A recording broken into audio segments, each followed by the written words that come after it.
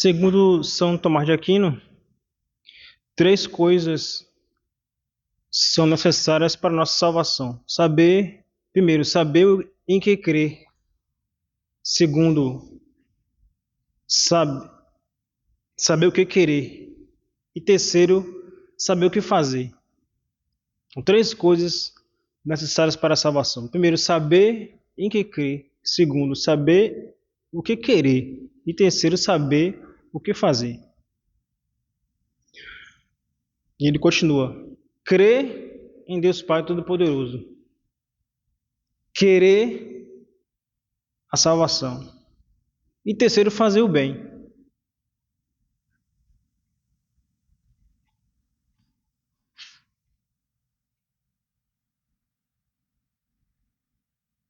E hoje, nesse dia de Santa Ana, como na festa de todos os outros santos, vemos a realização disso. O santo é aquele que acreditava em Deus Pai Todo-Poderoso, queria a salvação, queria se salvar e fazia o bem, né? A santa de hoje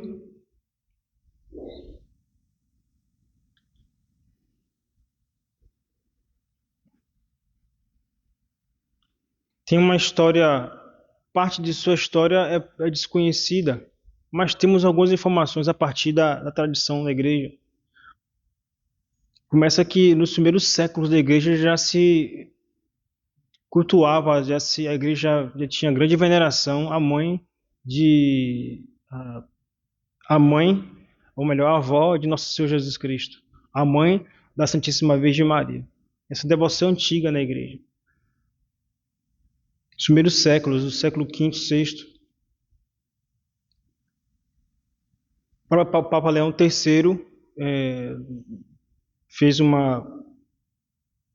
ornamentos para o altar da igreja, já colocando nos paramentos ali a figura fez desenhar, né, por ordem dele, ficou desenhada ali, pintadas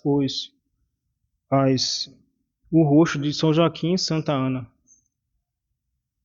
Devoção antiquíssima. Embora para a Igreja Universal essa devoção vai se tornar. Essa devoção espalhou-se na Igreja Universal a partir do século XIII. No Brasil, temos algumas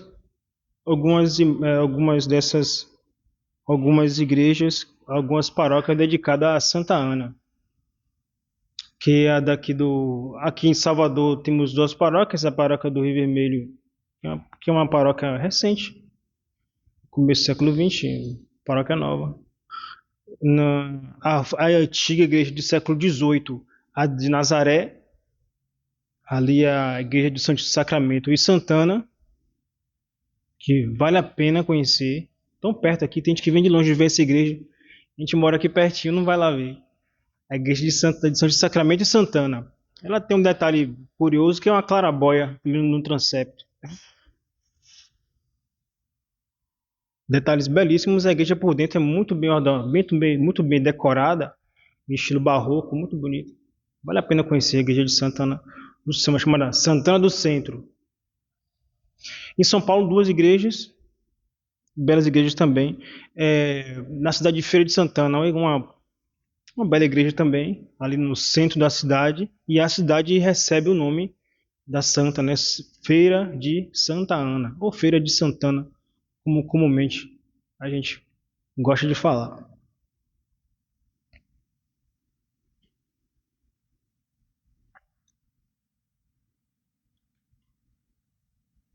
Ela tem a- ela ela aos 40 anos de idade não teve filhos. Ela é da tribo nasceu em Belém, é descendente de Davi. Ela tem sangue real, né? É descendente do rei Davi. E todos aqueles descendentes da tribo de Davi sempre desejavam, sempre se imaginavam ter algum parentesco por próximo ou distante que seja, do Salvador. Então, todos eles se prezavam por ter muitos filhos. E ela, aos 40 anos de idade, não teve filhos, não tinha filhos.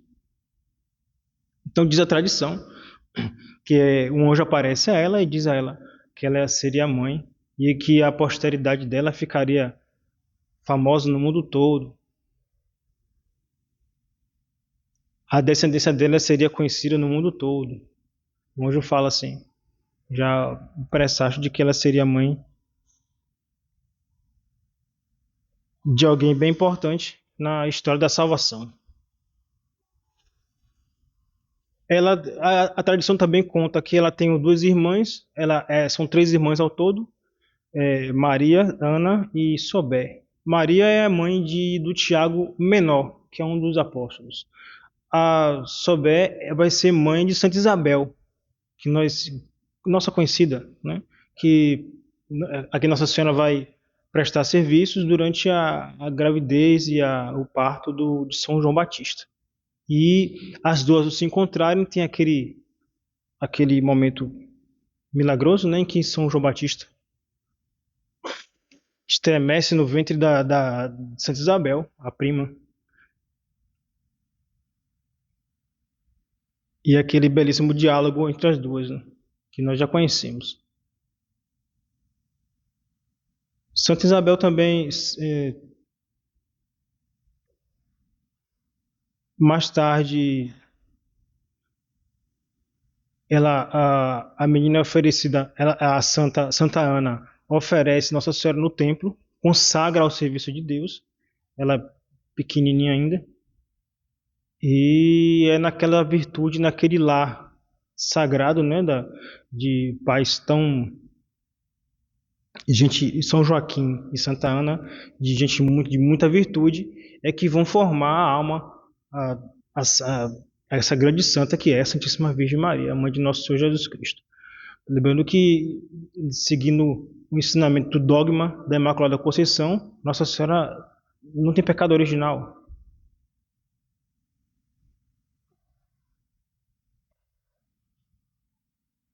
Não passou para ela a mancha original. Então, que virtude podemos deduzir desse casal, São Joaquim e Santa Ana?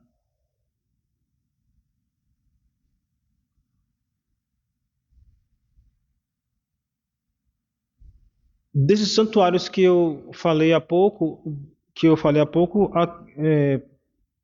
tá entre os desses que nós conhecemos aqui no Brasil, estão na Europa, há uma devoção também muito espalhada a Santa Ana.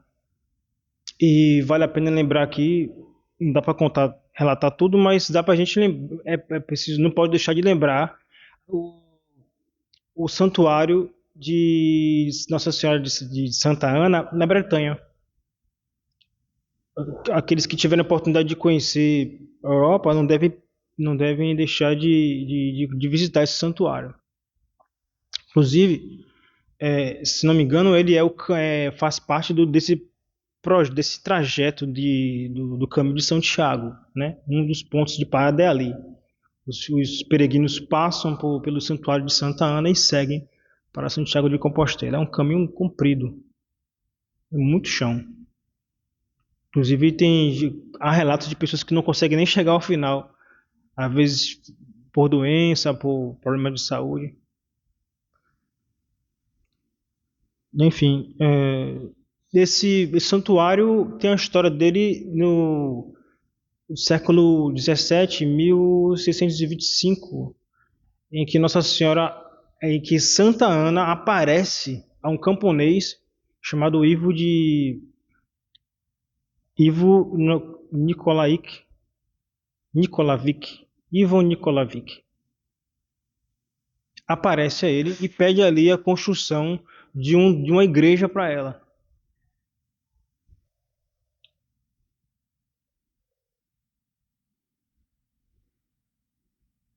É feita uma primeira igreja mais simples. Essa igreja não comporta a quantidade de fiéis, porque todos aqueles que vão ali são agraciados com muitos milagres.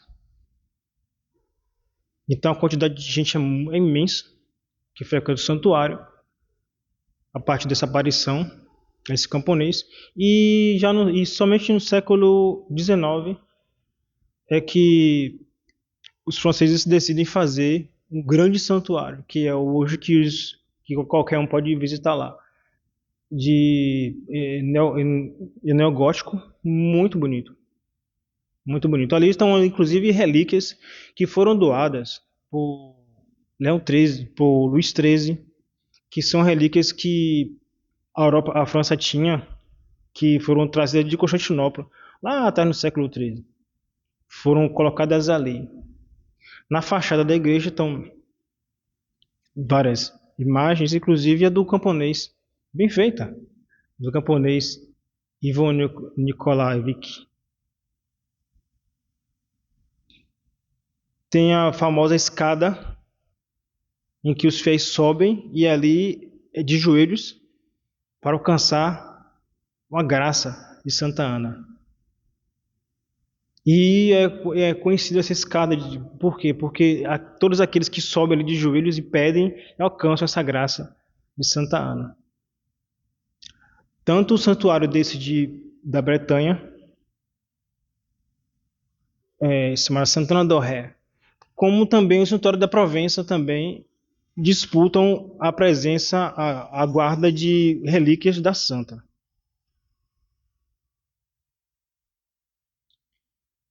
Mas de todas essas belas histórias que a igreja guarda na sua tradição e transmite para nós, o que nós devemos deduzir disso? A presença do milagre, que é uma consequência da prática da virtude. Eu preciso ligar uma coisa com outra. Milagre que é uma consequência da prática da virtude. Onde tem a prática da virtude, a santidade. A santidade, milagre. Um ligado ao outro. E aí a gente vem qual a prática, qual a aplicação prática? Se nesse lar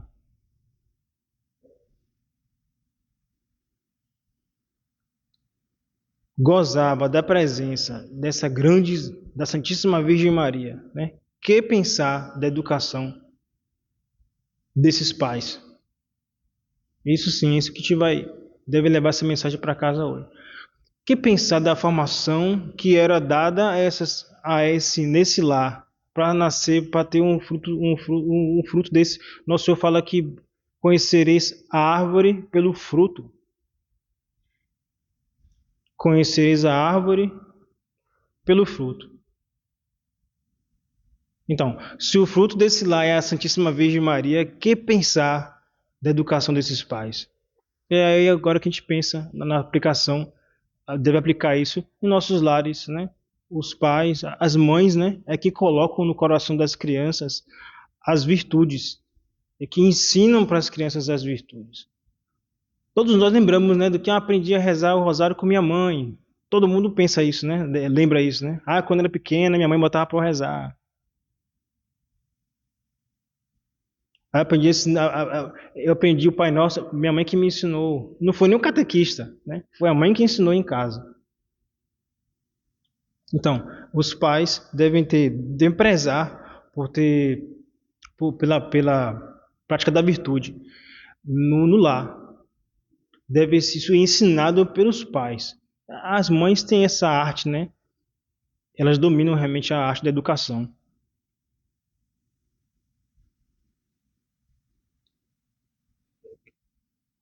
Em particular, vemos aí a formação das moças, né? Santana formou essa, essa moça muito santa, chamada Nossa Senhora, que ia ser a mãe de nosso Senhor Jesus Cristo. E o distintivo desses santos, de São Joaquim, Santa Ana, Santa Isabel, São João Batista, a Santíssima Virgem Maria, é a virgindade, a castidade. Observem bem isso, que era uma virtude até então desconhecida. No mundo pagão não se falava não se cultivava essa virtude. A gente fala do mundo pagão, mas hoje também, como o mundo voltou ao paganismo, Quando se fala hoje em virtude de virgindade, castidade, é quase que uma agressão aos ouvidos mundanos. O demônio odeia essas virtudes.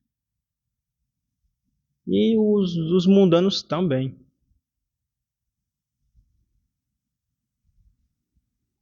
Essas virtudes são, são muito fortes, muito distintivo desses grandes santos aí. A família São Joaquim, Santana, a Santíssima Virgem Maria, Santa Isabel, São João Batista e o próprio Nosso Senhor Jesus Cristo. Belas virtudes que devem ser ensinadas no lar. Isso se ensinando às crianças, às moças, né, na formação das moças, dos rapazes. Essas virtudes devem ser ali ensinadas, devem ser plantadas, devem ser semeadas, se queremos ter a família católica. Lembrando como Chesterton dizia que a família é a fábrica da humanidade. A família é a fábrica da humanidade, meu Deus. Essa fábrica está gerando o que hoje?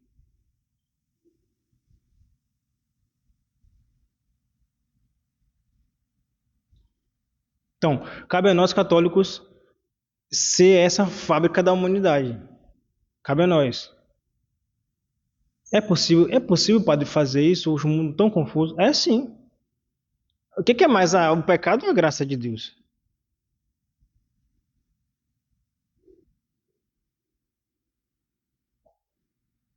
O que é mais, o pecado ou a virtude?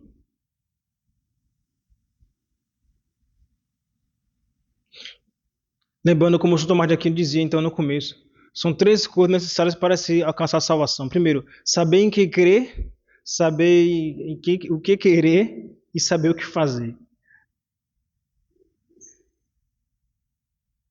Crer em Deus Pai Todo-Poderoso, querer a salvação e fazer o bem. É essa a mensagem que nós devemos levar hoje, nesse dia de Santa Ana, a mãe de Nossa Senhora, a avó de Nosso Senhor Jesus Cristo. Louvado seja Nosso Senhor Jesus Cristo e a sua mãe Maria Santíssima.